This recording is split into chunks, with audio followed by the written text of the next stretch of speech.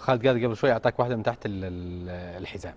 قال عرفتها؟ اي قال لك انك انت من صرت مع الهيئه وتحدث باسم الهيئه بدور المحترفين او رابطه المحترفين. بس على فكره الرابطه ما لها علاقه. اي وانت تجاملهم. ولكن تعرف ابو عنان يعني زميل قديم ويمون، ما اقدر اقول له شيء. اي لا خلينا بنشوف الحين يعني تقرير عن مراسم قرعه دوري زين اللي راح تقام غدا. راح نتكلم عن اهل القرعه ونشوف القرعه الغامضه مثل ما سموها الزملاء.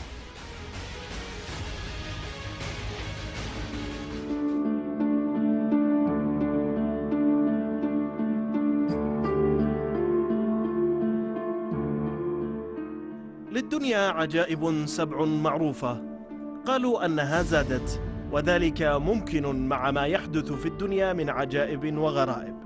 هذا بالنسبة للدنيا. أما في الرياضة وتحديدا في رياضتنا المحلية وفي اتحادنا السعودي لكرة القدم العزيز، فالعجائب لا يمكن أن تقف عند حد، حيث يرتبط الرقم ارتباطا طرديا مع عدد الأيام.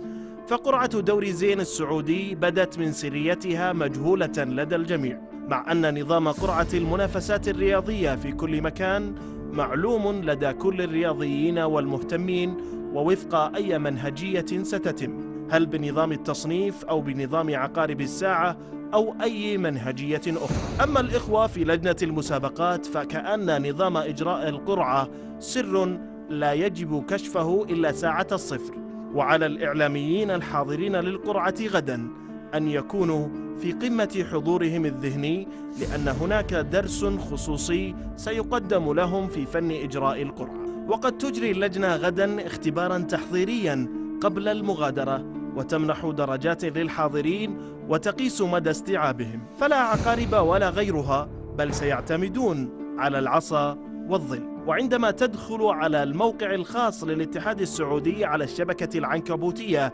تجد هذا الخبر، ولكن لا تجد رسوم التسجيل في الحضور للدرس الخصوصي المتوقع، فهو مجاني وكان يمكن الاستفادة من ذلك ماليا. فإلى متى يا اتحاد القدم ويا لجنة المسابقات الموقرة تستمر عجائبكم؟